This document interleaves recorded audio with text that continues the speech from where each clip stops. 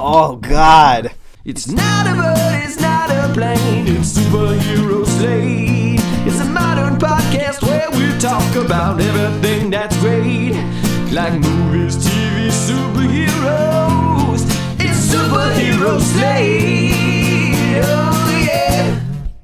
Hello, everyone, and welcome to Superhero Slate, the show where we run down the latest superhero entertainment news. We love TV, movies, and superheroes, so let's talk it all out. My name is Chris Dillard. And my name's Mike Royer. And we're kicking off 2019 with Marvel's The Punisher this month. Happy New Year, everybody. It's going to get canceled right away, don't you worry. Star Wars The Mandalorian puts a bounty on IG-88. You familiar with this character? You're a Star Wars guy? The funny thing is when I was looking through the show notes, I saw that, a bounty hunter's going to make a special appearance in this show. And then I was like, I think I know which one it is. Just because, visually, you only remember a couple of bounty hunters in your head. Because you only remember the weirdest looking ones. And we'll get to it, but it's a weird looking one. All right, so you remembered it. Mm-hmm. All right, we're going with it. Batwoman is getting a pilot episode on the CW. All right. And you've already seen her once before, right? Yes, in the crossover. And more. And more. Welcome back, everybody. It is a new year, a new superhero slate. I am back. Hashtag New Year, New Me. Yeah. I know everybody's saying that, touting that out there. It's been 3 weeks since you've been on here, and I was mentally it was only 2 weeks, but we've been off for 2 weeks, and the last one was Superfan Jim. Yeah, it's been a bit. Yeah, shout out to the Jim for filling in.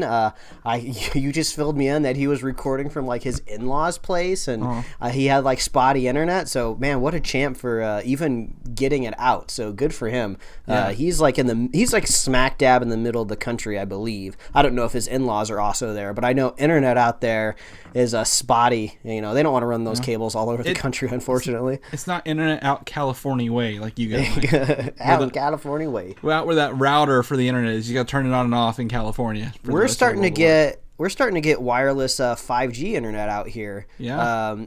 My specific zip code is not blanketed by Verizon quite yet, but now people have the option of, if they don't like their terrestrial line-based cable from Spectrum or whatever, they're like, Spectrum, you suck, and they're just like, well, we don't care, you can't go anywhere, you are locked to us. Be like, oh, well, guess what, Verizon can beam me internet now. That's actually going to be really fast. I don't know what the ping is. I know this whole thing of wireless internet is usually done by directional, kind of satellite dishes on top of roofs, so I don't know exactly how good it's going to be, and I'm sure it's going to have data limits and Verizon's, I'm sure, snooping on all of your data, because I think they tried to do that with cell phones for the longest time. So everyone's watching. There's a big brother element to it too, so that's good to know that maybe 5G will start to kick off across the country. At least gives us option, drive down prices. But Chris, I have an important thing to talk about here. There has been there's been a lot of things hitting Netflix that I wanted to talk about before we kind of get into the show here. You'll have to tell me, because I don't have Netflix, so this is all news to me. So there's been kind of three big hitters on Netflix this holiday season. So first one up is Bird Box, which I haven't had a chance to see, but people are comparing it to A Quiet Place, the John Krasinski film that came out really early this year. It's actually been a while since I've seen it, since I saw it in theaters, and I thought maybe it came out last year. But Quiet Place is all about not being able to make sound, and I guess Bird Box is all about not being able to see. So some people have been comparing the films, but apparently that got a ton of viewership the week that it launched. I think it said 40, maybe it was it either 145 million views or 45 million views. I could be off by a factor of 10 there, or 100, or whatever the factor is. There was some millions of views. Yeah, so I guess good for Bird Box. I still need to give that a shot. I did watch Bandersnatch, which is that special one-off Black Mirror episode. I know all Black Mirror episodes are kind of one-offs, but that was the Choose Your Own Adventure one. So that's actually pretty fun. I'd recommend that. And it's all about this guy creating a vintage Choose Your Own Adventure video game. So that hits right to kind of the nerd heart inside of me. It's a period kind of drama back in, I think it was the 80s when those retro Atari kind of games were coming out. So that's really cool. I'd check out Bandersnatch. But more importantly, Chris, the creme de la creme of new Netflix originals is Marie Kondo's tidying up the reality show where a tiny Japanese woman comes into your house and helps you tidy your home. So when you typed in the notes tidying up Netflix, I thought you were getting rid of your queue or your watch list, and you're like, I watched a bunch, or we got some we didn't decide to watch. No, tidying up is a show on Netflix. Yes. This is the most unnerdy thing, so I'm glad we're really kicking off the year with this on the podcast, but I just have to get a shout out to this crazy weird show where you may have heard of this woman before because she had like a kind of like a grand slam, like best-selling self-help book that came out a few years ago where she taught people kind of how to tidy up their homes and like how to fold stuff in a specific way, and more importantly, how to get rid of stuff, like how to go through your closets and get rid of things, you know, that you like but you don't necessarily use. So she has a new Netflix original series that's 8 episodes right now. I'm sure they got 8 more in the cannon ready to blow in a couple months. Kind of how they do with their other kind of reality shows. Okay. But she just walks into these California homes because I think this first season was all kind of shot out here. And she's just like this bashful Japanese woman that's just really short, really tiny, has an interpreter because she doesn't speak the best English. And she's just like going around people's homes, like just like clapping, being really cheery. She's like, oh, I love dirty homes because I love cleaning them up. And she has people take all of their clothing out of their closets and their drawers, every single piece of clothing that they own, and they pile it up onto their beds, like all in one big mountain, and so people can visually see how much clothing that they own, and then they go through it all and they get rid of it. It sounds very simple and basic, but that's how all good reality shows are. But I bring it up because me and my wife were literally just doing that before we started recording the podcast. She put a pile of clothes on the bed, going through it. The key here that everyone will learn once you watch this show is it's all about the key of sparking joy. So you hold each item in your hand, and if it sparks joy for you, you keep it, and if it doesn't, you get rid of it. But Chris, before you get rid of it, I know what you're thinking. Okay. Oh, I'm just gonna toss it aside. I'm just gonna throw it away like the garbage that it is. Chris, that's wrong. You have to thank it. You have to thank the item, the sweater that you're getting rid of, for being there for you. But even though you don't want to wear it anymore, you thank it, you give it a hug, sometimes give it a little kiss, say goodbye to it, and then it's out of your life forever. So, Chris, this is a crazy show. It's so weird. You got to watch it. Are you trying to tell me to get rid of my pop vinyls? I mean, no. I don't know. I'm sure they all spark joy. Oh, they do. I'm going to kiss them all. Good night. Put them right back on the shelf. But I just had to give that weird show a shout out. Oh, I did some fan art on my Instagram because it's so weird. Every once in a while, you need a reality show between the hard-hitting like superhero dramas that you watch, or the Game of Thrones, or the Westworlds. Sometimes it's just too heavy, and you're just like, I just need a little Japanese woman to cheer me up. So tidying up on Netflix, that's my recommendation.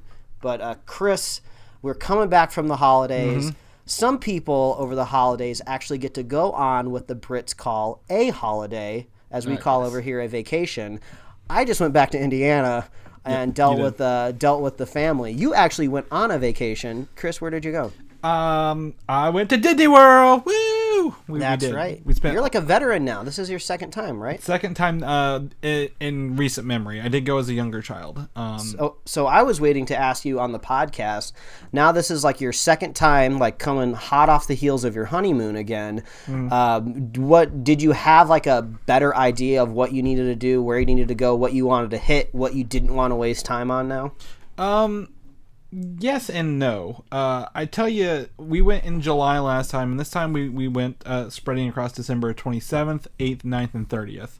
Mm-hmm. It was busier this time than it was in mid-July last time, which is surprising. Now, at Disney, they keep all of their Christmas stuff up until January 2nd. So everything down there, despite Christmas being done several days before, it is still Christmas themed throughout the whole park. Music playing, everything there. Mm-hmm. But it's different because this time they added Pandora from Avatar.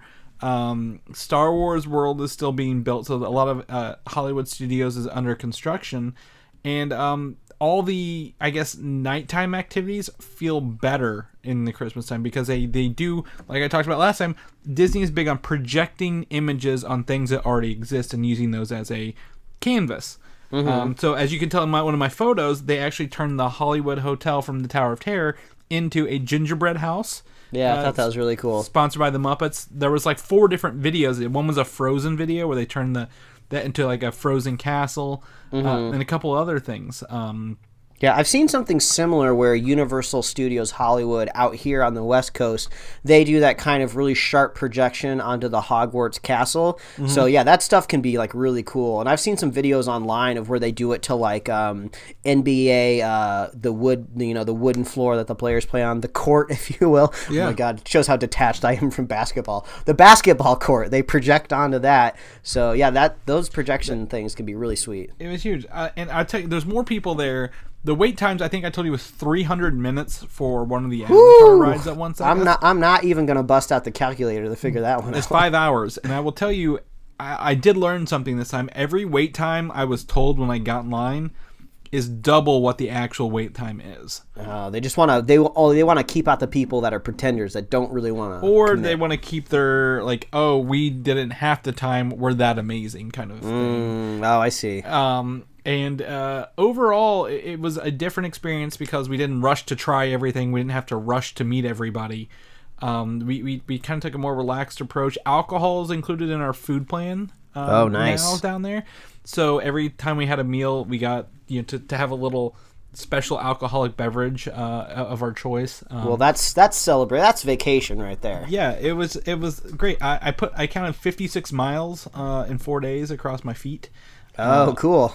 So walked quite a bit. I now have Dr. Scholl's in my shoes because I have low arches and that killed me the whole time. You know a tidbit that I heard recently? I guess at one point in time when J.K. Rowling was shopping around the Harry Potter themed parks, it was basically down to Disney and Universal who was going to get it. And what was the determining factor of it not going to Disney was J.K. wanted the Hogwarts Express, the train, to bring people into the park. And Disney was just like, no, we ain't going to do that. I would assume maybe because they have their own trains, they have their own themed, maybe they don't want an IP as strong as Harry Potter, like literally going through the park to get to Harry Potter World. I don't know what it was, but that was like the linchpin that had it going to Universal Studios. I can see the traffic at Disney being a total hindrance to an express going into a park, because the sheer amount of people. We left on the 31st to come home, so we didn't go to any parks, but on the 31st Magic Kingdom had to shut down before 10 a.m. from letting people in. Oh my God. So can you imagine being in line to get on a train to go into the theme park? I think Disney just would be miserable like that. But overall, I think people are going to ask me what my favorite thing was. The Avatar Flight of Passage was my favorite thing there, by far. You sit in a little bike like seat, and it props you forward. The back pops up, locks you in place, and it's like, imagine if you were sitting in a seat in a VR simulator, Mike, and you're going down and forward and left and right on the back of this big thing, but you're not really going anywhere because you're just latched to a bike. Oh, that's cool. It is.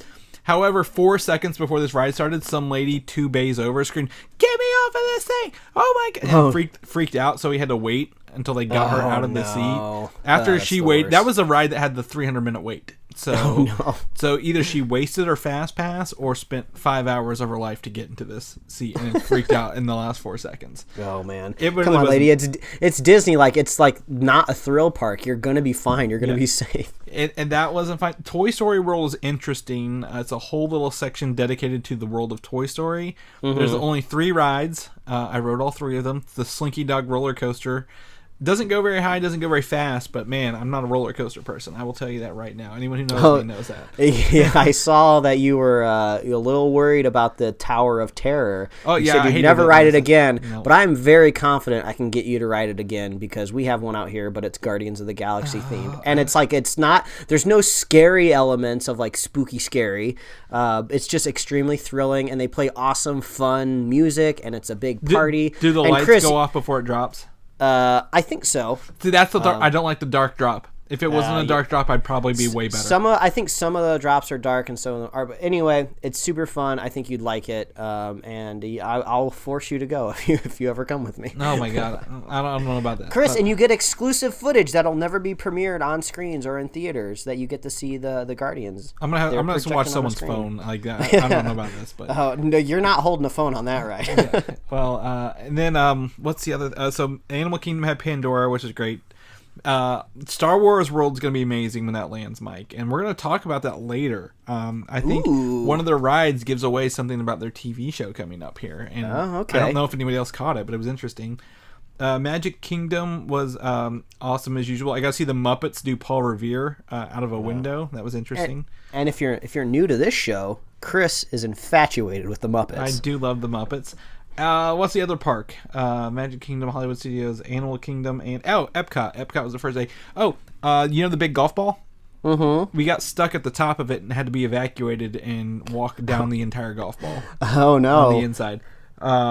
So that was my. What's on the inside of the golf ball? I gotta know. It's like a history through time. Like you're going like, oh, here's where people learned how to write languages and keep the books, and here's like movie theaters and is it a moving ride? Yeah, it's like a little slow tram that just spirals upwards, and then you turn around and go backwards back down. Oh, weird. And yeah, it's like a history of communication in the world, and it was it got screw it. We got down. Get rid of it, Epcot. No one wants it. Turn it into the Death Star. They are actually updating it next year or later this year. They're going to shut it down for 2 years to update it to something else. But I like how it's literally like a Washington monument. Like we got to shut this thing down to redo it. You're not going to be able to enjoy it for 2 years. I don't know if anyone really enjoys it. I think it's just saying, hey, I went in the Epcot golf ball. But what I think is the most interesting part between Tomorrowland in Magic Kingdom and the World of Tomorrow or whatever it's called in Epcot, all of the future ideas are still stuck in the 70s. So when you get in there, everything doesn't feel futuristic anymore. It's very dated. Like, oh, this was like in a movie in the 70s, what they thought the future would be. That's such a cool aesthetic. I would love to see. Like a movie or a TV show to really lean into that, where you kind of are in that future envisioned by the 50s. That would be really fun. I think that was called Tomorrowland, and that didn't go over very well. Well, I'm not talking about that movie. Anybody else can do it. But I also think it's weird. Those are the two parks that did not have automatic hand dryers in their bathrooms. Oh, and I what was a like, disgrace. I'm like, this is supposed to be the future, and you just got paper towels here? I'm disappointed. So, yeah, if anyone else has any questions about this, I don't want to spend forever going over my Disney trip because it's not very Marvel oriented, and that was very disappointing. So, however, wait till they build that out. They are. However, I did notice there is a rise in Guardians, Black Panther, and Captain Marvel in the park because those are not in the Universal contract for any of their rides because they're newer characters. If we know one thing Marvel's good at is getting the best out of what they're legally allowed to use. That's right. Hence the MCU. Exactly. So Disney was fun. We drove down, drove back. No issues. Everyone's friendly in Disney. No one was mean. And kids are annoying, but that's really about all I got. So, but we're not here to talk about Disney. We're here to talk about Disney's properties. So let's talk about this news, Mike. You ready to get into this? Are we ready to get back into the old style? So let's do it. Let's get into the news. Actually, for Christmas, my wife got me a Thanos bathrobe, and I've been going around snapping at her. It's got the glove attached to it, right? Yeah. The glove is a sleeve on it. Yeah, so I've been going around. So that's been really, really fun. Anyway, 2018 was a great year, Mike, for films overall, and for us, it was a great year. The box office total domestic was $11.9 billion in movies alone. Wow. Domestically. $41.7 billion international. And 7.3 of that 41 was from Disney alone. Ooh, that's a nice slice. Yeah, so that's not their biggest year, surprisingly. I think that was 2 years ago, but that's a good number. And it looks like this year they may be topping that. And we might talk about some of those later. Yeah, I think the things I love the most about movies, even though people can say like, oh my God, Disney's on top, they're worried about this conglomerate that's just taking over entertainment, they're gobbling up all of these other companies, but all of that kind of industry is predicated on making something that's creatively good. So like if you're worried out there, don't be too worried, because all it just takes is just any other studio to just make a good movie. Then all of a sudden the narrative just changes on a dime in a second. Like Paramount is still out there. They're a movie studio that hasn't been bought by anybody yet. They could just invent a brand new property out of nowhere, because that's what writers do. They could just invent like the next big thing, put it on the screen, then all of a sudden that's what everybody else is chasing. So that's the thing that I think's fun about Hollywood. You can never predict it. What is the that company that does the horror films we talk about all the time? The Blumhouse. Yeah, I mean they're doing great work on little budgets, and making movies isn't always a multi-million billion-dollar thing. Like they can make a cheap one. Exactly. I think it's a good year. We're going to talk about some of our movies later on as well, but I think Disney's got a good slice of that. But that's not our first property we get this year. Our first superhero property is actually The Punisher, coming up here in a couple weeks. Season 2 is debuting on Netflix January 18th. Is that sooner or later than you thought it'd be? I mean, it's sooner than I thought, but it's weird. How do you get excited for this? Because we just know it's going to get canceled. There's the writing's on the wall. We haven't gotten the official decree, but if they're going to chop the head off of Daredevil, one of their best shows, and then we know they're coming for the Punisher. And I really like Punisher season 1. I saw they had like a teaser trailer for this, and the teaser trailer looked really bad, but I'm not going to judge season 2 just off that weird little teaser that Netflix made. It looks like Jigsaw is not going to look quite like the Jigsaw we've seen in the comics, so I don't know, maybe if he'll get progressively more ugly through season 2, but he just kind of looks like a handsome guy that's got a couple cuts on his face right now. Yeah, he's also got like the white mask. It's like looks like made out of marble, like a marble countertop as well. Yeah, that's kind of strange. So I don't know if there's a Jigsaw version that does that in the comics. Yeah, I don't know. They also say they're not going to refer to him as Jigsaw, so I don't know what's going on here, but the first season a year ago was pretty good watch, I feel. I had a good time, so I don't see a reason not to trust this one yet.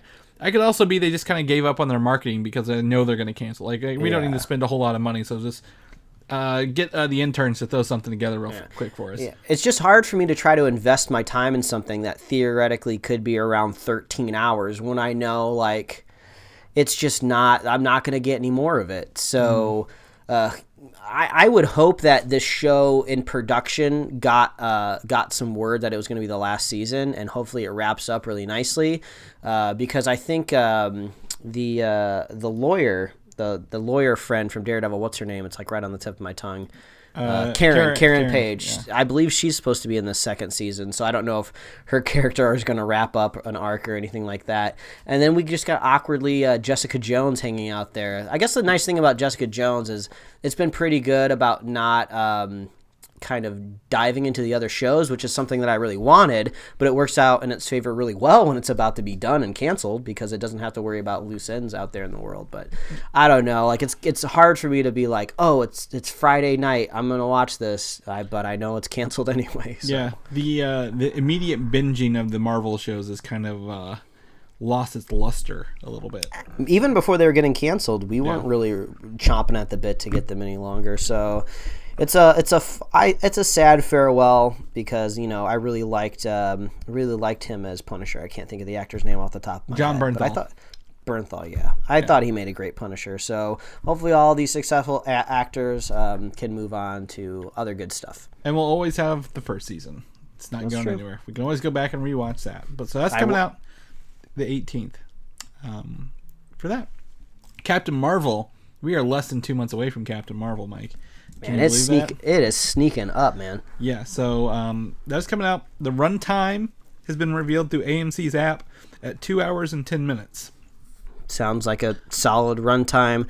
I'm getting kind of some weird vibes when it comes to Captain Marvel, just because I don't get too excited about these origin movies anymore, just because I kind of already know the story that they're going to tell. You know, Carol is going to go on some sort of journey that takes her to being the hero that we are all going to need her to be for Infinity War Part 2.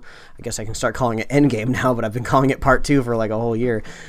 So, you know, Doctor Strange, for example, was a good movie, but I just kind of knew exactly where it was going to end up. You know, it kind of had a fun twist towards the end, how it defeated the villain, so I'm not really just jumping out of my seat, you know, waiting for Captain Marvel. I think it'll be cool. I'll go watch it, but it's Endgame for me all the way.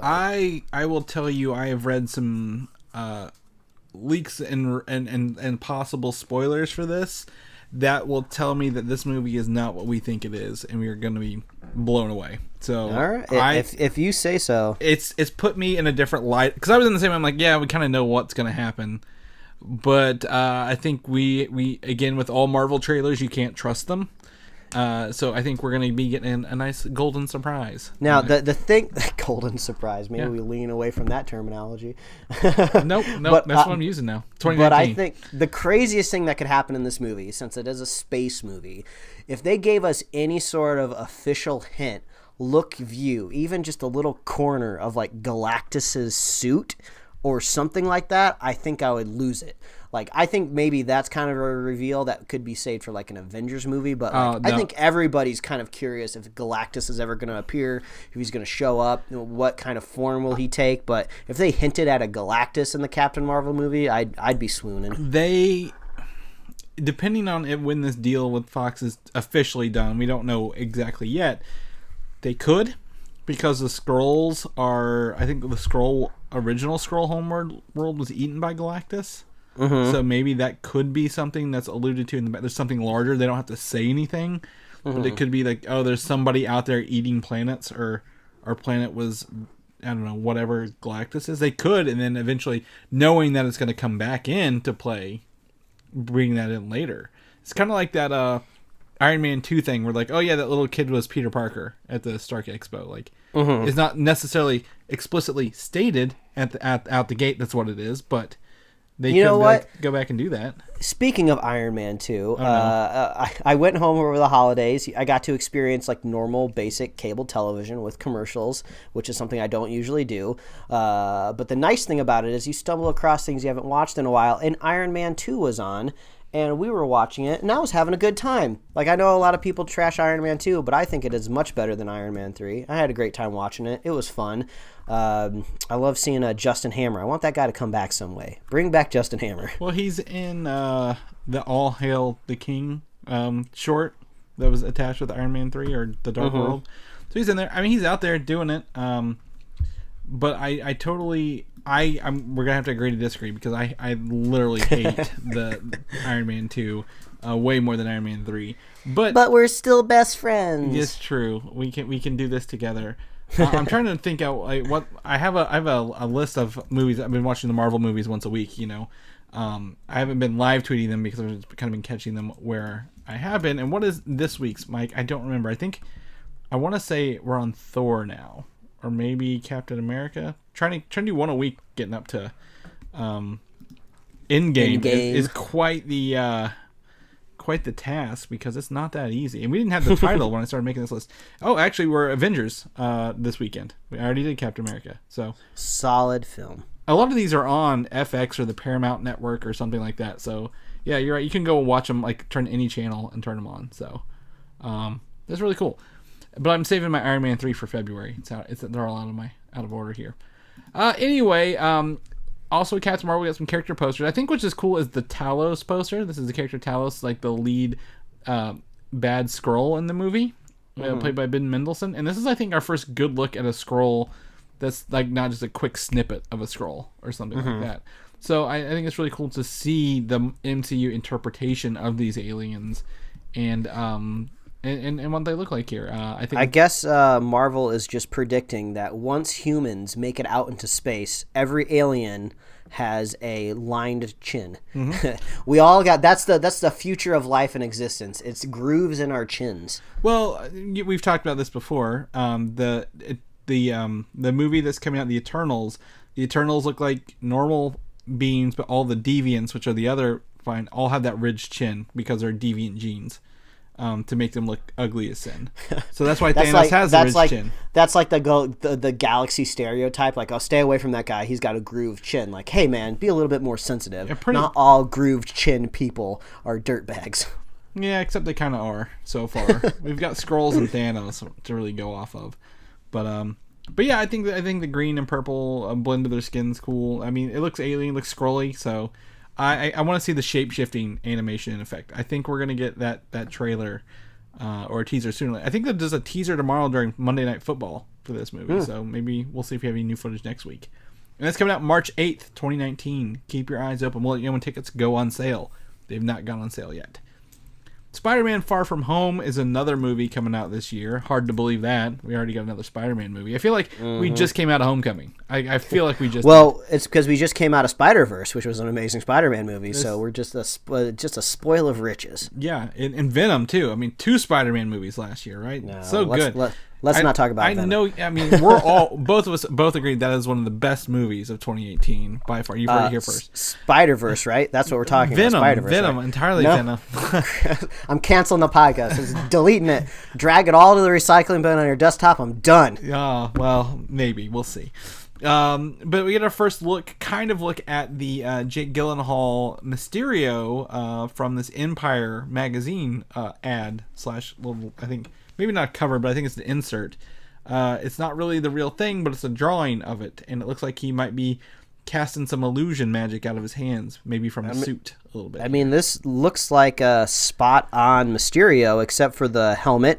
But if you're a subscriber to the podcast, you will know we did the hard-hitting reporting of the silhouette of his head on a Dr. Pepper can. That's right. So there will be some sort of dome on his head at some point in time. I don't know if it's going to be like a visual dome of like smoke swirling around that happens to make a circle, or if he'll actually put like a fishbowl on his head. But I want to know the origin of this suit. You know, like we've seen the Vulture's suit. That's kind of more like been pieced together of a flight suit, and then the tech felt very Chitarian tech, or just kind of MCU, or just MCU tech in general. Like a lot of the technology and like actual materials and engineering you see in the MCU all has kind of like this good, consistent production look across it. So it all feels like you're anchored in the same kind of like science-based universe. But this is the first time I've seen something that's really kind of leaning away from that, at least from this drawing. So I'm curious, like, who is Jake Gyllenhaal? Like, how was he able to like build this suit? Like, what made him go with the cape? Is he just kind of weird and fantastical? Did he grow up in a carnival or something? Because we've seen that there's some sort of carnival spot sets from some set photos that we've seen. So I just want to know, how does like a normal functioning human being become weird enough to think like, I want to wear this suit? That's always something that I try to like get past in my brain when I'm watching something live action, you know? Mm-hmm. I still think I see hints of the MCU tech in here because of the purple highlights. And a little bit the body armor could be more like a Captain America kind of thing, not the metal but like the under part. But I gotta see how he does this. I want to see some action. We're overdue for this trailer by like a month, Mike. So maybe Jake Gyllenhaal could have kidnapped the Vulture's tech guy that built stuff. I mean, that would at least yeah. I mean, that's like a guy you want to keep in your MCU universe because he's going to be the easiest way to explain how your villains get their tech. Yeah, and rumor is Jake Gyllenhaal might be a good guy to start off with. So okay, we don't know. There's a lot to this trailer. Like I want to see, and I'm tired of the people in Brazil who got to see it like saying everything about it. So can you just put this out for us so yeah, we can see what's going on? I think we might see something coming up here this week because these last 2 weeks have all just kind of been bits and pieces of other holidays coming together. So this week coming up, when you're listening to this podcast right now, this is kind of the first full, like I would say, media week of the year where we're going to get all 5 days not connected to any sort of holiday or anything like that. So I think we're going to see some sort of trailer. Something's going to drop. I don't know if it's going to be Spider-Man, but we're going to get something this week. You know what? We are less than a month away from the Super Bowl. So we're going to get some confirmations this month of what trailers or studios are going and what aren't. True. And I'm predicting a full run of Marvel at the Super Bowl. They might as well just buy it all up. I want to see an in-game trailer. I want to see a Captain Marvel spot. I mean, it doesn't have to be a full trailer. and a full Spider-Man trailer right there. That's what I want to see. Or at least spots that give us links to the trailers on YouTube. That's fine with me. So, get your look at Jake Gyllenhaal there. Hopefully the trailer comes out soon.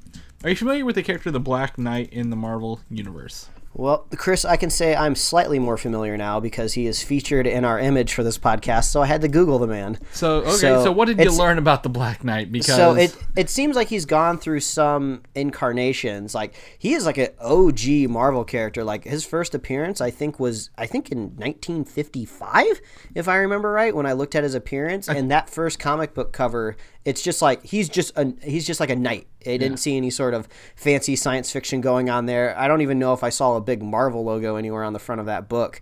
And then I also stumbled across a 2015 picture of him where it looked like he had like a Nova Corps helmet on and he's holding a lightsaber. So it seems like this guy has gone through a lot of different iterations. Yeah, so like the original Knight was like back in the 50s, and that was Atlas Comics before it was Marvel. And then there was the Marvel version that hit the Avengers in like the 60s.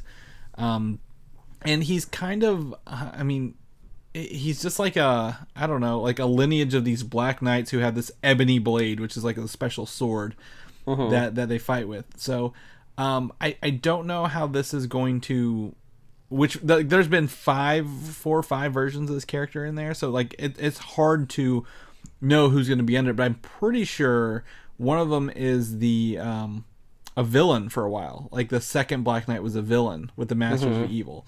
And then the third one was the one that's on the Avengers. I don't know. I've got some comics from the 80s that had the Black Knight on the Avengers team for a very long time.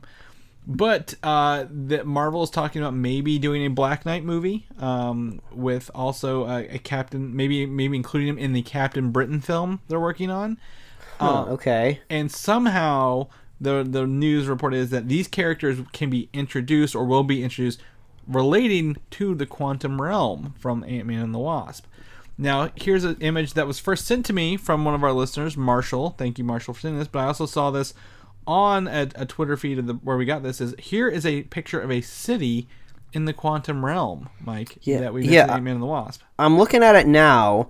Obviously, when you see a city, I don't think medieval off the top of my head. But why does a city connect to Captain Britain or Black Knight? So Captain Britain is technically one of the few characters who can work across multiple dimensions. Like there's a Captain Britain across every dimension. There's I think isn't in Spider-Man, isn't there Spider Britain or something like that? There is a British Spider-Man. He's got like a kind of a patterned flag kind of through the his Union Jack webbing across him there. So he can travel through like dimensions and across like these kind of realms like that. And if you're gonna have a British superhero, you need to have, I guess the Black Knight would be a pretty good place to put him in there. He could be the villain of the movie rather than the hero. Versus Captain Britain. When you were kind of talking about Black Knight, when I was thinking of all these kind of like regal and kings and queens that would probably be attached to this type of character, I was thinking it'd be kind of cool if we got a little bit of follow-up of where all of the Asgardians went when their home got destroyed. I would assume that maybe they would be kind of like shipped to Earth. So it would be kind of cool if maybe like the Asgardians like settled like somewhere in Europe, and then like the Black Knight kind of showed up, either like protecting them or maybe antagonizing them or something like that. And Captain Britain can come too. Who cares? Well, Captain Britain I think is actually probably the bigger character because, like I said, every universe has a Captain Britain, and one of them is Spider-Man, and so they're all part of this multiverse. So if Marvel is looking to expand its multiverse segments, Captain Britain is a good, I guess, character to bridge that a little bit. Kind of like Into the Spider-Verse had all the Spider people do their multiverses. And, I don't know. So we might be getting a Captain Britain a Black Knight film, probably one of the two. The rumor was that Guy Ritchie was in talks to direct this. I think we talked about that before. Didn't Guy Ritchie didn't he make recently a movie that did not go very well? Oh, Robin Hood?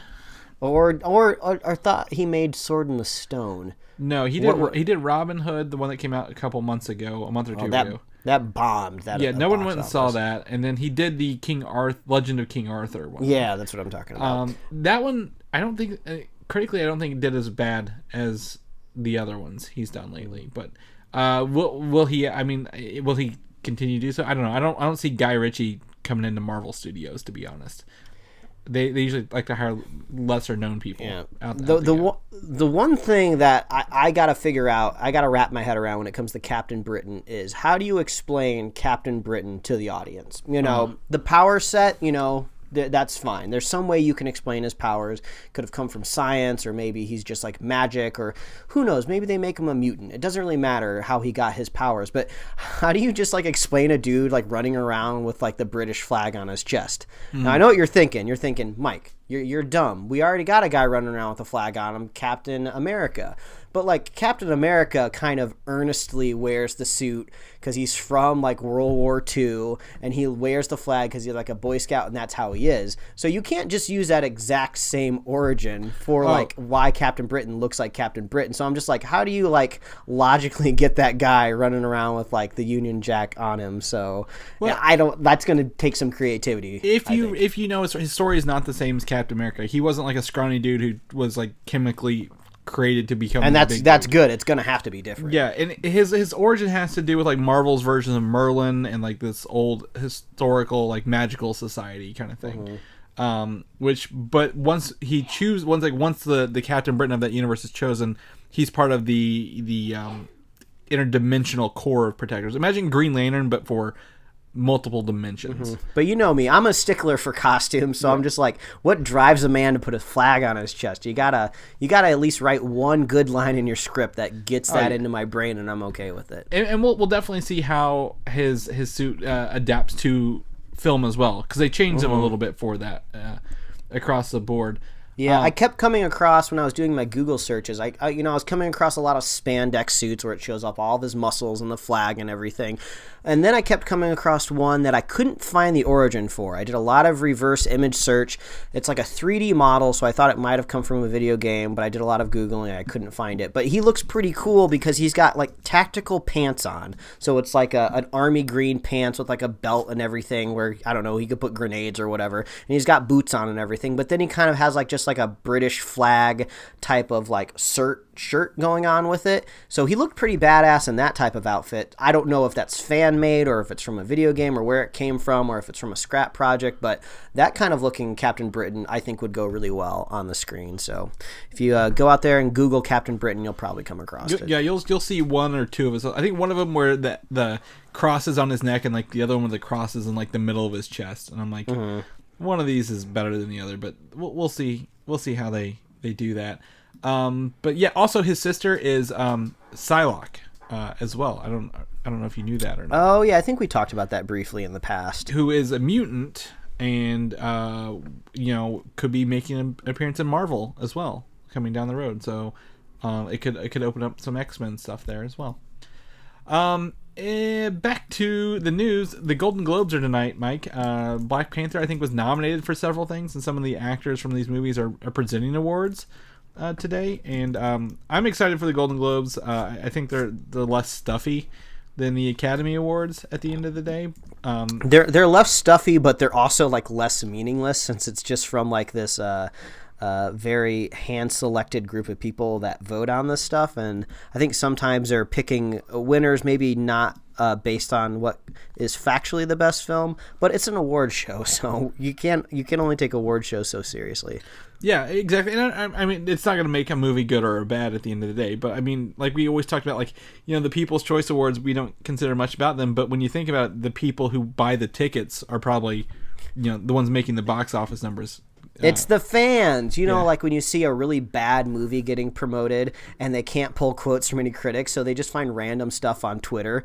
Like they put like a big quote on the screen of your commercial that says like, OMFG, best movie ever. Yeah. And then, like, okay, that's going to make me go see the movie. Well, no one's doing that about like, Vice right now at all. So, I mean, we'll see. We're not the social media influencers we think we are, Mike. As much as I like to think we were, but we're not. I think Black Panther is one of the biggest movies up for tonight. Do you think it's gonna take home anything at all? Well, I almost think it doesn't matter what I think because it's the Golden Globes are going right now. So by the time you guys are listening to this, you will already know. So no matter what I say, there's a good chance I could sound like a fool right now. So. Yeah, well, it's in an hour still. They start at 8 my time, I think. So I'm excited to see. But Black Panther's up for Best Motion Picture Drama.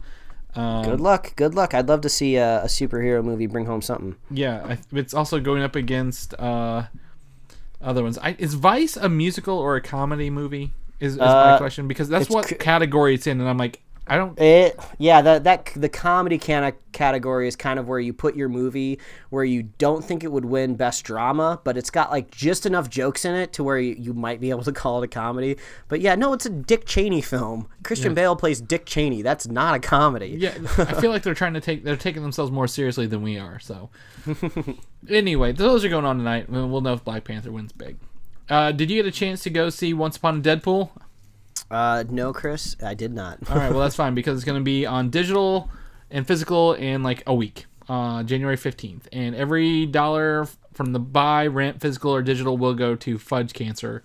So they're keeping up their donation promises from the screenings. So at the end of the day, so we won't have to go to the theaters to see the extra footage, Mike. We can just rent it and get it over with and see all those extra Thank scenes. goodness. I just want to go see Spider-Verse again and again. Yeah, you can go see it. No one's going to stop you. Go right ahead. Good. But that also brings us up to the middle of the show here, where I'm going to go over the 2018 superhero movie wrap-up, where I put down all the superhero movies of this past year. Ant-Man, and these are in alphabetical order, not in release order or any other specific order. So Ant-Man and the Wasp, Aquaman, Avengers, Infinity War, Black Panther, Deadpool 2, Incredibles 2, Spider-Man Into the Spider-Verse, Teen Titans Go to the Movies, and Venom. Ooh. Of these movies, because it does not feel like Black Panther was this year at all. Like, it feels like it was much longer ago. What movies, if you pick one or two as the best ones you thought you saw? Some standouts. So I think if Infinity War clearly wasn't just a part one, I think I would kind of put it above everything else because it was just such an amazing moment. I love it when I can physically remember what it felt like watching the movie.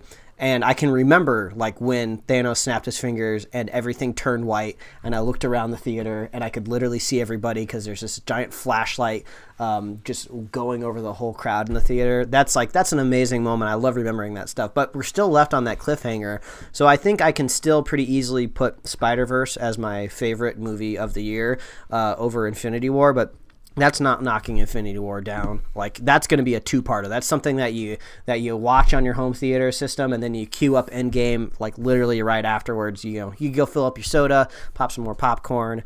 I mean, there's honestly some forgettable ones in here. Like, I don't really think about Ant-Man and the Wasp at all. I mean, we talk about the quantum realm a lot as things, but that's not really. We haven't gotten to the bottom of the barrel yet, so... To me, I'm going to go the other way. I think Infinity War is the best movie of this year because I can't believe they pulled it off. Mm-hmm. How do you pull off 10 years of movies in one movie? Like, how do you make that work in this day and age? Because you hire the Russo brothers. That's how you do it. Yeah, because, I mean, DC couldn't pull off 3 years of movies in one movie. Like, they did 10, 18 movies. It's just a miracle that thing happened and wasn't a train wreck at the end of the day, and it's actually really good. And I don't think the end's still a cliffhanger as much as you do. I think we differ on that part, because even if they didn't have another one and this was just the MCU going forward, I would still watch every movie going forward. But we personally know that there's another movie coming. Spider-Verse is probably pretty. Spider-Verse and Teen Titans Go to the Movies probably surprised me the most this year. Yeah, I was about to say Teen Titans Go is the biggest surprise of the year. I think when this movie was announced, I was rolling my eyes. I was just like, who's going to go watch this? But it's so intelligently written. It's great. The songs in it are addictive. Yeah, that movie was stellar. I would love to get something more along the lines of that in the future. Like, and they don't cost that much for them to make, so I just hope it made enough money for them to possibly like kick out another. Well, if not, that show's merchandising is through the roof compared to anything else in this list. They had some pretty sweet toys when I was at Target. Yeah. They're like nice modeled figures, which is not something you get a lot. Yeah, I think between that, like, again, you and I both agree in Spider-Verse, well, here's the good thing, you don't need the monitor, is one of the best scenes in that movie, by far. And Teen Titans Go has where he runs over the bear, and they're like, I think his dad's a cop, and they drive off. Oh my God, I totally forget. That was amazing. I couldn't believe something like that would make it into like a kid's movie like that. That was so I think animation definitely stole the show this year in terms of, like, things like we didn't expect to actually be good, and then still hit us with scenes we didn't think would that were really, really funny. Yeah, and kind of stick with me. I was shocked to see the financial swell success that was behind Black Panther.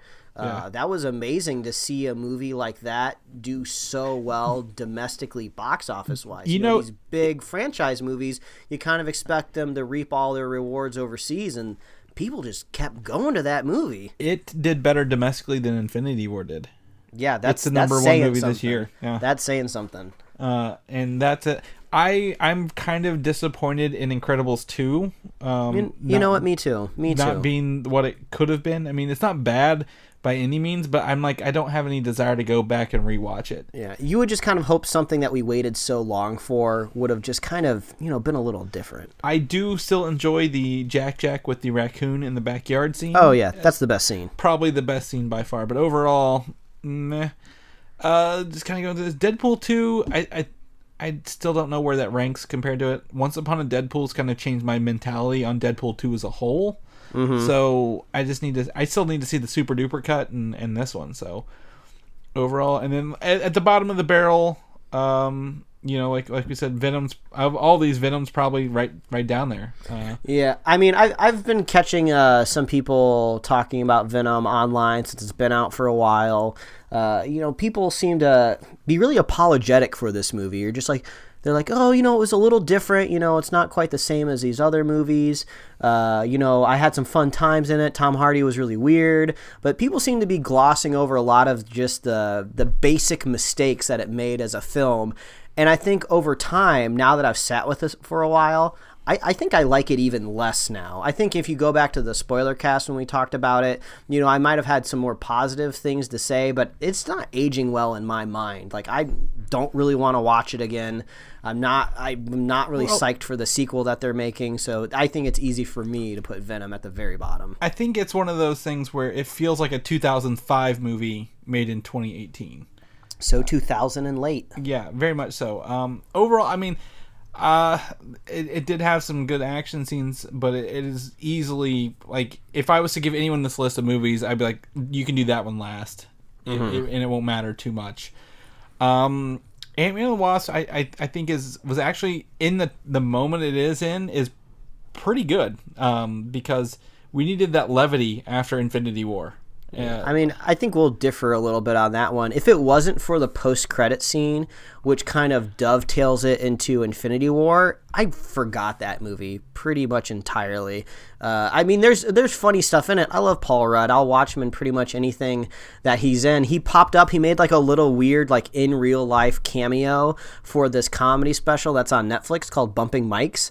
It's only 3 episodes. It's actually really funny. There's like some celebrities out in the crowd, and the comedians like Dave Attell go out there and like chat with them. And Paul Rudd's in the crowd, like just randomly like drinking tequila, and I think he's pretty drunk. But it's really funny, and like Paul Rudd's just infectious. So I'll watch him in anything that he's in. But yeah, Ant-Man and the Wasp just did not hook me, unfortunately.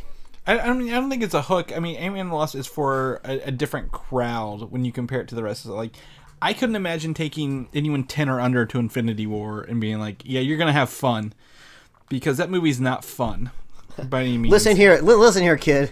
This movie's not about fun. You're going to go watch it. You're going to be scared of Thanos. He's going to be your boogeyman growing up. What? You got to go see this movie or you're not going to understand the memes that are on the internet. What? You're gonna watch all your heroes suffer pretty much for a long time.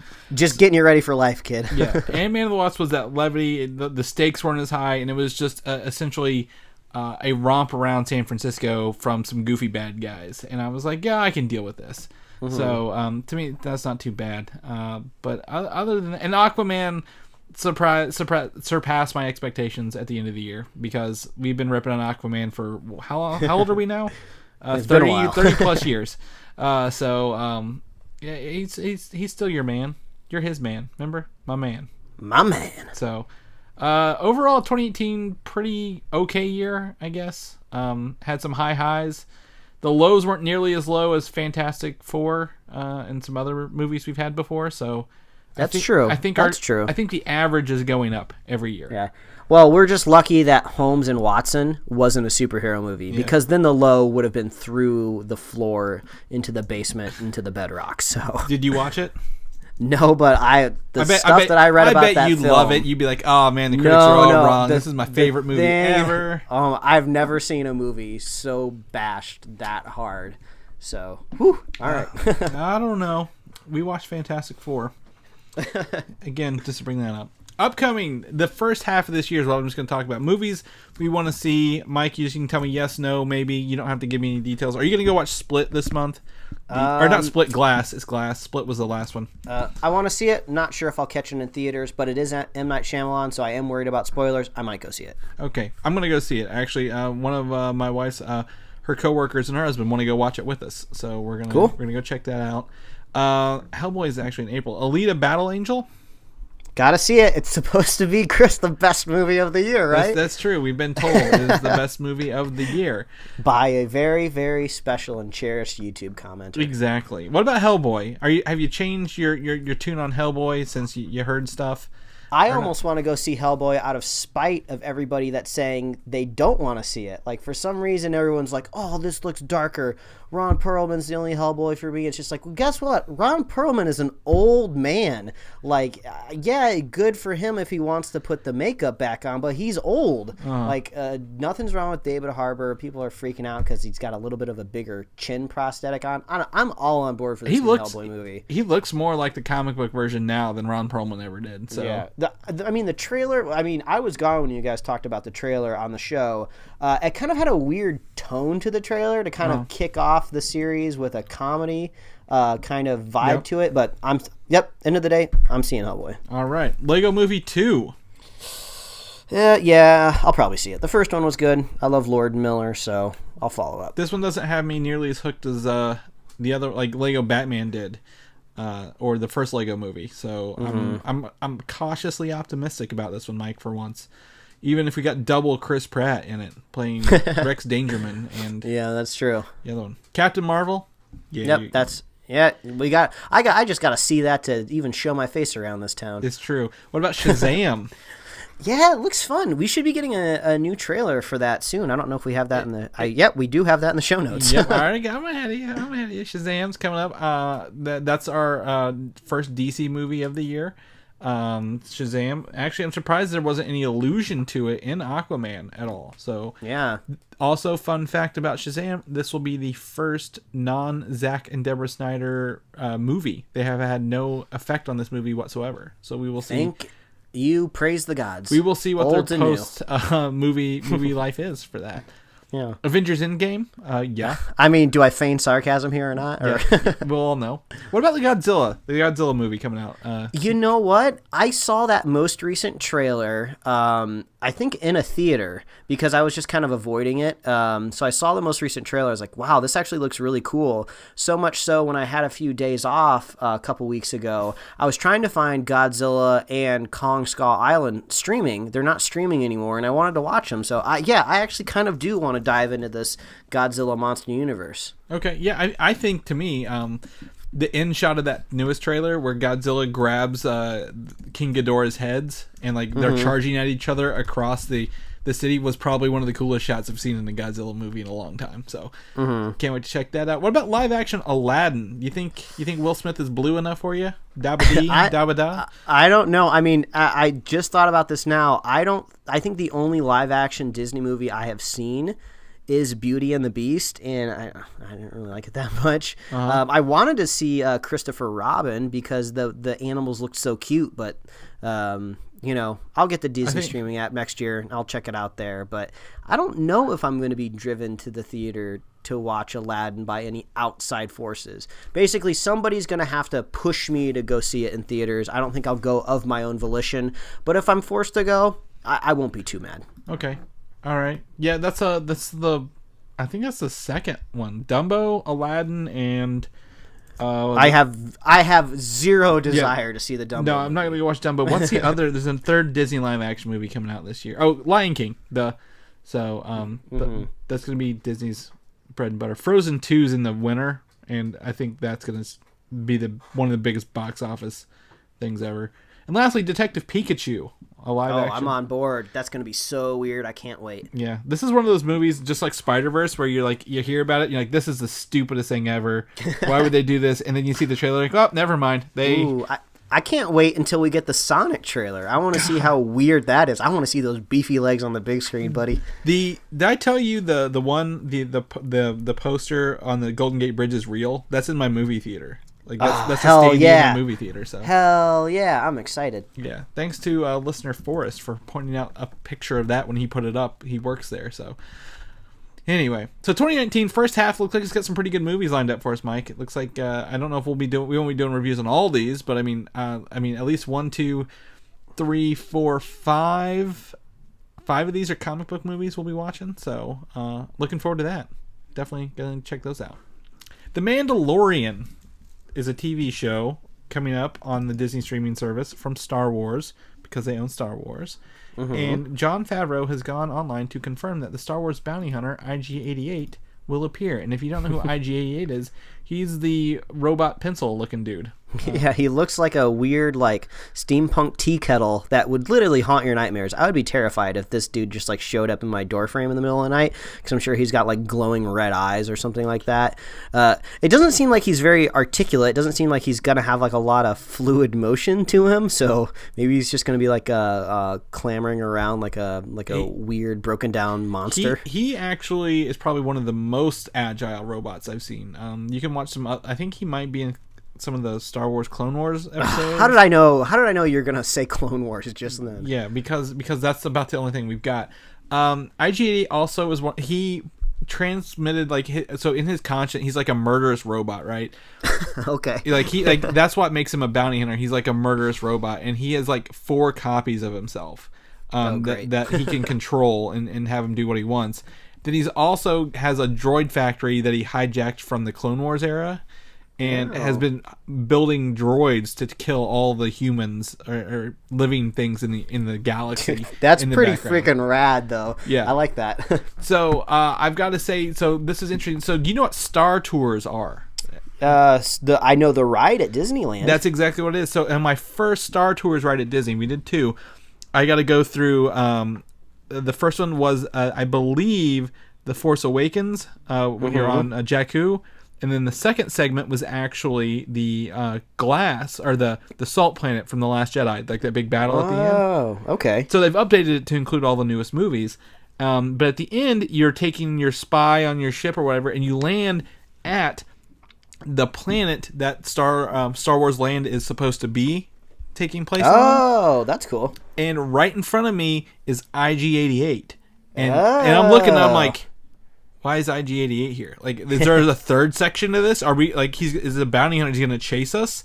Or, he's coming back. He's getting his own original series, Chris. Well, the IG-88 streaming service. Well, I think the Star Wars land is going to be the same place that the Mandalorian is set in, so they can be the same thing and set up like cross market off each other. Look it up, Disney planning ahead. I mean, it doesn't surprise me at all. And it didn't click until I saw this later. I'm like, Jon Favreau says IG-88. Why would I just see IG-88 on this new place where this new ride's supposed to take place? So that was really, really cool to see that, and and kind of putting them together. I'm like, wow, they Chris may with actually the hot scoop coming out of nowhere. And that was my first ride. The second ride, I got to go to Hoth, and then then I went back to Naboo at the end of that one. So yeah, I think I've done the Naboo one where the segment doesn't it go through the Gungan city at one point in time. Yeah, you go through the core, like always the bigger fish. I've done one other one. I don't remember where exactly. I've ridden Star Tours, I think, 3 times now, and I think I've gotten a repeat. So unfortunately, I think I got the Gungan City twice. Well, so there's 2 segments, and they're always randomized. The first segment is one place, and the second segment's I didn't know they're. Yeah, I didn't know they're randomized. I think like usually one portion is like a space dogfight. I think. I didn't have any of space. I've had space dogfights before, so maybe that is one possible scenario. Yeah, I think so. because again, like I said, mine were the newest 2 movies, and I went from Hoth and then straight from Hoth to Naboo, which was original ones. So let me see here. The ride 4 out of 13 different segments right now. So 4 opening segments, 4 primary, and 6 and 4 ending ones. So 384 different combinations on Star Tours. In case you didn't know that, people. So anyway, so that was really cool. The Rogue One prequel will also be on Disney streaming service, Disney Plus, and it might be filming later this year. This is a prequel of a prequel, but it's still a sequel to the prequels. Yeah, I was going to say, isn't that like an oxymoron, the Rogue One prequel? Yeah. I mean, I don't know. I like K2SO. Yeah. I mean, is that once we get confirmation that Alan Tudyk's coming back, I might have a little bit more fun. I guess the only thing that makes me less worried about this is it's going to be on a streaming service, so like there's no investment that I have to give to it, really. I don't have to like get in my car, pre-purchase tickets, get there on a Thursday night to weed out all the kids that are going to annoy me on like any normal weekend nights. So I don't know, if I can just watch it from the comfort of my couch, maybe I don't care too much about it. But is there really anybody out there really clamoring for more Cassian Andor? No, I just think the actor didn't have any other job, so like, hey, can you make me a show? And plus, he's going to die. You know he's going to die, and so any sort of life-threatening scenario you put him in, or life-threatening scenario you put K2SO in, they ain't dead. I mean, I suppose he could get like a copy of K2SO like off a hard drive maybe, but yeah, that's the prequelitis in me. Yeah, pretty much. That's why I was asked. That's why I'm like, oh, it's a prequel of a prequel, but still a sequel to the prequel. It's not. Who's asking for this show, Mike? We asked that so many times on our shows. Who's asking for this? Nobody. That's for sure. So I hear you really like Star Wars: The Last Jedi. Like, I know you like this movie so much, and everybody seems to know that you enjoy that movie a lot. Before you even jump into this, let's give a shout out to my brother who gave me the most hilarious Christmas gift this year, where me and my brother often talk very frequently and in depth about movies. That's a very bonding point for our relationship. So of course we've been watching Star Wars movies growing up as kids all the time. We binged those classic Star Wars films so many times as kids, just sitting on the living room floor in front of like the standard 2 TV. So we've bonded over Star Wars our entire lives. So when The Last Jedi came out, I made it known to my brother that I liked The Force Awakens a lot better than The Last Jedi. So of course, when this Christmas comes around, he gets me a whole series of gifts, all themed around my unfavorite movie, The Last Jedi. So I got like a cross-section art book for The Last Jedi. I got the art book for the film The Last Jedi. I got what's the casino planet called again? A Canto Bite. I got a Canto Bite t-shirt that he had to go on a specific website to get deep cut references for Canto Bite on a t-shirt. Oh man, what I got, I actually got this really cool little Chibi Rey posable figure, which I didn't really care whether it was part of The Last Jedi or not. She's just kind of cool. She comes with like a little standee, got like a gigantic head, so that's kind of like this cute little kind of almost posable pop vinyl and almost what it looks like, because the head's like so gigantic on it. So shout out to a hilarious gift, because everything was individually wrapped, so I just kept unwrapping Last Jedi stuff, and my parents were not understanding why I was laughing so much, because they didn't understand like the nuances of this gift. So shout out to my one and only older brother who trolls me with my Christmas present. So it's pretty good. I enjoy that. So Star Wars 9, we still don't have a title. It's coming out this year. Maybe a trailer for the Super Bowl. Yep, I would think so. Or Star Wars Celebration, which is in March. I specifically remember a Force Awakens trailer during a Super Bowl, because I think that was the first time we got the X-wings low flying across the water. Wasn't that the Chewie We're Home trailer? Yes, yeah, it was. Okay, because that was like the button of that trailer. Yeah. So I believe you. Yeah, I think we will get a trailer there. Yep, and we'll get a title probably as well, or they'll just say Star Wars later this year. And the movie internally will take place 1 year after The Last Jedi, because The Last Jedi essentially picked up exactly where the old movie left off. Like there was no time in between. So giving it a little space to breathe is probably better overall. Rey's got all those Jedi texts now, so I'm sure she's going to be pouring through them, learning a bunch of stuff. We'll see what happens. She'll be reading them, that's for sure. So later this year, December, Star Wars Episode 9. Aquaman, right now, is now the first highest DC movie. This is updated since I last typed this in. It is now the biggest grossing movie for DC overall. And I think it even passed Wonder Woman, of course. I think Justice League or Batman v Superman, I think, was ahead of it, and that was the one it had to pass. So does that really surprise you? No, because China loves fish people. Okay. I don't mean to stereotype an entire continent or country or whatever you want to call it, but they have like blockbuster original Chinese films that focus around like mermaids. So I think they were all on board going undersea and watching Aquaman and the fish people, if you will. So I guess I don't know. I guess they like seafood over there. I don't know if that. I'm probably being very insensitive to an entire ancient culture that's been around forever over there. But how dare you? I know they like their mermaid movies. So why wouldn't they like our merman movie? Yeah. So it's at 887 million worldwide. Batman v Superman had 873 million, and it's also passed all of the Christopher Nolan movies as well. So. That are not in the DC worlds of DC movies, but it's there. But it won't top. I think domestically it won't beat Wonder Woman or Batman v Superman. I just think it's an overall global number. So yeah. So Aquaman, good job, Jason Momoa, and your Aquaman, and making not one of the worst DC movies ever. So thank you very much for that. Yep, my notes are right here. And we talked about Shazam earlier. We're ready for a Shazam trailer, aren't you? Got to see a little bit more.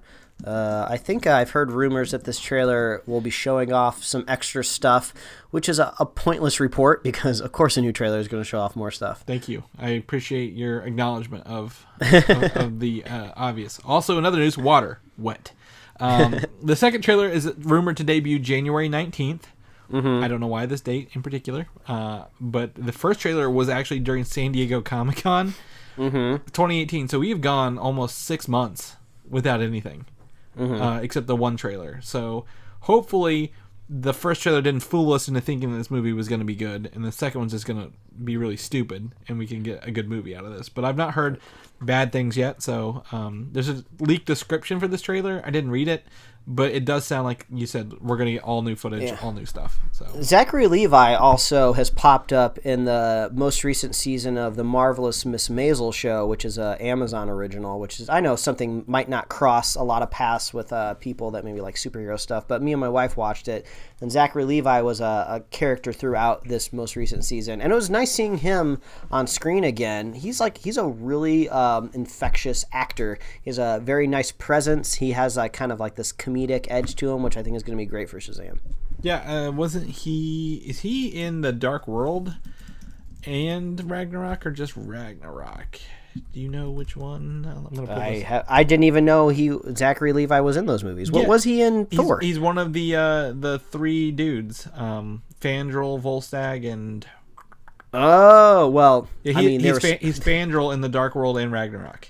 Well, I mean, they kind of killed those guys off pretty quickly. I mean, I know, but he was he was in the second one, and he was in not just one movie, but both movies. So, yeah, I didn't know that. So, yeah, so he's going on from being killed off in Ragnarok to playing Shazam in the newest movie. So, yep, that's coming up later this month. Batman, that Batman movie that we may eventually get. I don't know about this. The script is rumored to be completed, and they are shooting for an October film date.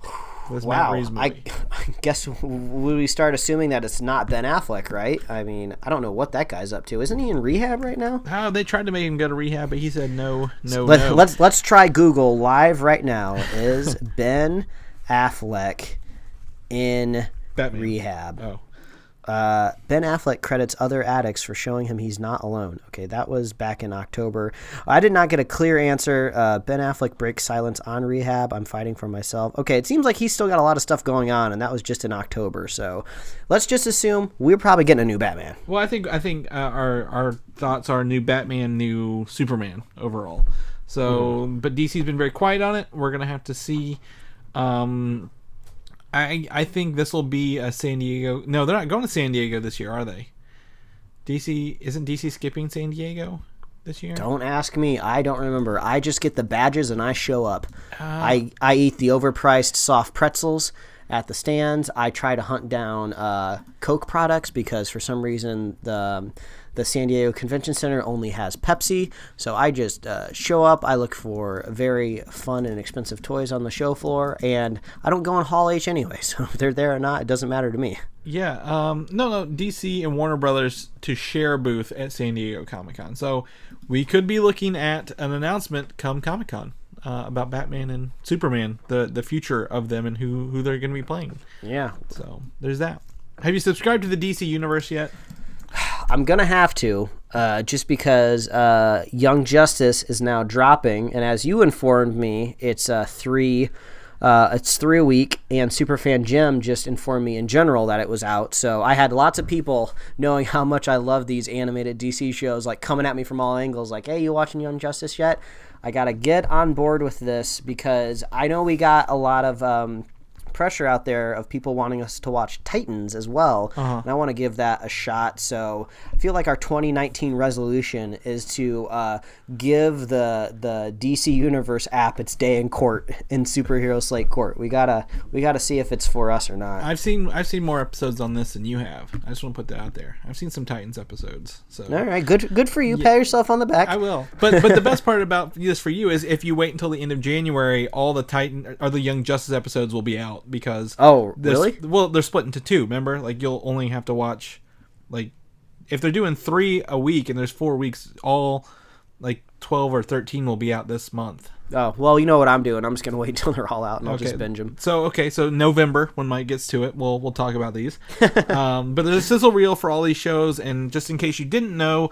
All the original shows on DC Universe coming out are Titans, Young Justice, Outsiders, Doom Patrol, which will be in February, Swamp Thing, Stargirl, and Harley Quinn, the animated show. So quick anecdote. I went to our local library near our apartment for the first time the other week, and I came across their really actually robust graphic novel section, and they also had a pretty big manga section too, which was cool. And I was flipping through a Doom Patrol like kind of compendium, and I came across some crazy splash pages for Robot Man. I didn't know how crazy Robot Man got. Like he was putting on like crazy spider legs and stuff, man. So I don't know if it's going to get that crazy in the Doom Patrol show, but it seems like at least even in the comics they focus pretty heavily on that robot guy. So good job, Brendan Fraser, for locking that voice down. Yeah, I watched the Scorpion King, or not Scorpion King, The Mummy was on TV the other day with commercials, and I was watching it. So yeah, that was pretty cool. Batwoman from the crossover Elseworlds has officially got a pilot ordered at the CW. Good job. I think one of the veterans who has directed a bunch of Flash and Arrow episodes is doing the pilot. So they're bringing in some other older staff. So it looks like Greg Berlanti may be trying to pick up another show under his belt this year. So I wouldn't be surprised. He's got contractual bonuses built into his contract. So every time he adds a new show, I think he unlocks more money. It's like an achievement trophy. Like we're at a level just trying to unlock achievements in our video games, and he's like unlocking like millions of dollars whenever he greenlights another show.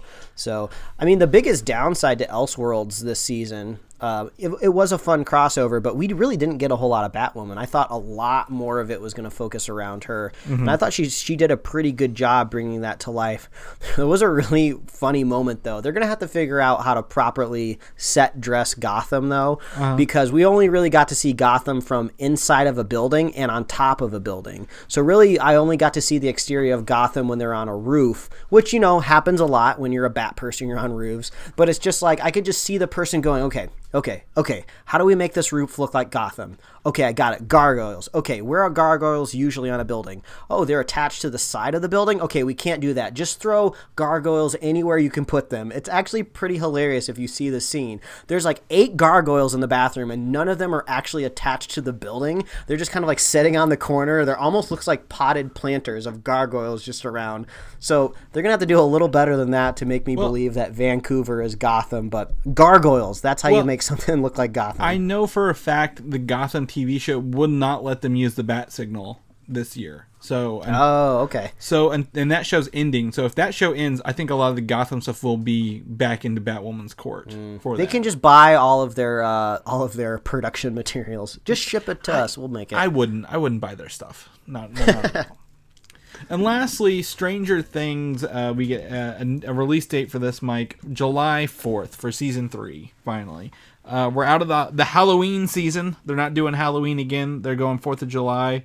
Looks like it's gonna be summer in we kind of predicted Indiana, that. so. We kind of predicted that too a couple weeks ago on the show. They released the titles of all of the episodes, and one of them was like something to do with the lifeguard or something like that. Yeah. So we were kind of thinking, oh, maybe this will take place during the summer. I actually got to find out the release date for this this season with everybody else on New Year's Eve. Because if you were watching any of the broadcasts of Times Square, they had a bunch of placements on those electronic billboards. And we were just like casually watching it, watching the ball drop. And I was like, wait a minute, I'm seeing a Stranger Things poster in the background. I was like, is that a date? I was like, everybody shut up. I don't need my ears to see this, but I need to concentrate. And I was like, oh crap, that says July. Okay, Stranger Things comes out in July. So that was kind of fun to learn a release date, not on the podcast, but out in the world, you know? Yeah. I mean, they're hyping it up 6 months in advance, but I mean, when that's one of your biggest shows, and it went on for there'll be like 18 months in between seasons, so it better be good. You got plenty of time. Yeah, they've had some time to make it, and I think after that, I think maybe 1 or 2 more seasons they said. So okay, when does Game of Thrones come back? April. Okay, so this will be wrapping up, and then we'll probably be launching into Stranger Things. Those are 2 big heavy hitters for this. Going to be a lot of TV competition out there. Yeah, I don't know when Westworld's returning this year or American Gods either. Those are some shows I like to watch. But I mean, it's all going to happen. Everything big's happening between March and July, it sounds like. So buckle up, buckaroos. You're in for a 2019. So listen to Cowboy Chris, everybody. I know, meowdy. Yeehaw! That's what my cats say. We're all Western over here. Okay. Anyway, Mike, that's our show. A little longer this week. We had 2 weeks to cover here. It was good being back in the saddle to keep up with the Western theme. Chris. But it was the first podcast of the year. We can't hold anything back. We have to go full force. And Mike, if people want to know what you're up to, what you've been doing, where can they find you at in the meantime? Well, they can find me on Instagram and Twitter at Mike Royer Design, and you can read my webcomics at pickledcomics.com. Chris, people want to follow you, see what you're up to out there in the world. Brand new year, hashtag New Year, New Me. Where can they find you, Chris? Oh, it's New Year, same me. Don't you worry, I ain't changing a whole lot. You can find me on Twitter, Valdan, Valdan, over to Instagram, Valdan87. You can also find me on Comic UI, and all my old Filmside Chat episodes are now on Spotify and iTunes as well. So you can go listen to those as I find my buddy Patrick, and we're going to record something sooner than later. I'll find him. Nice. Don't you worry. Good for you. And if people want to start their New Year's resolution off by listening to more of us, new, old, whatever they want to do, where can they find us at? As always, all you got to do is visit superheroslate.com. That's the best place to find all the avenues we host the show and to get our awesome show notes. So if you want to see that link to the Instagram of IG88, or if you want to see that sketch of Mysterio, just head on over to our show notes at superheroslate.com. We got all those links in the show, so you don't have to run those down yourself. You can also find us on Apple Podcasts, YouTube, Google Podcasts, TuneIn, Stitcher, iHeartRadio. Soon, we're going to be on Spotify, everybody. So new year, new us. Chris is putting in a lot of hard work on the back end of the site, all the technical stuff. So if you see any weird bumps in your subscriptions, just let us know. But we are doing everything that we can to make it literally the exact same experience. You're not going to have to resubscribe. You're not going to have to do anything, but you're just going to have more options. If you want to listen on Spotify, we'll be there hopefully sooner rather than later. But you can also like us on Facebook, follow us on Twitter and Instagram, and you can get merch at superheroslate.com/store. We love hearing from you. We love getting your ideas and opinions and your predictions for 2019. If you also think Alita very well might be the best movie of the year, please chime in. I gotta know. It makes me more hyped to go see the movie. We love getting reviews from you guys, so if you hop on over to iTunes, drop us a review. We'd love that. But also, everybody's New Year's resolution this year should be to become a Superhero Slate superfan. And if you want to be a Superhero Slate superfan, all you got to do, share the show with a friend, share the show with a buddy, and we will be here every week. That's right. Every week this year, hopefully. Maybe. I don't know. All right. Well, we'll catch you guys next week. All right. Bye, everybody. Thanks for listening, and don't forget to subscribe. That's going to be our intro. That weird, just undulating water noise, and then just me being grossed out.